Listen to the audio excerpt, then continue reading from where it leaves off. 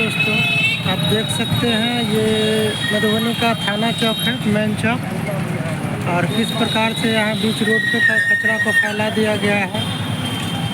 और जितने भी राहगीर है, गाड़ी है, सबको जाने आने में दिक्कत हो रही है। और नगर प्रशासन इसकी सुध तक नहीं ले रहा है। आप देख रहे हैं कचरे की पेटी बीच रोड पे है।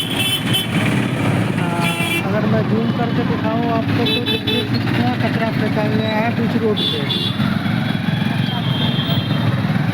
जायका सेंट्रल कोऑपरेटिव बैंक है सामने।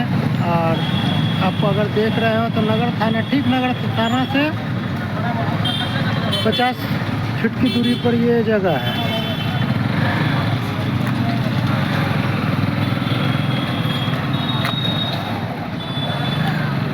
कृपया नगर प्रशासन इस पर संज्ञान ले और जल्द से जल्द इस रोड को खाली करवावे। यही नगर प्रशासन से अनुरोध है हमारी। जय हिंद।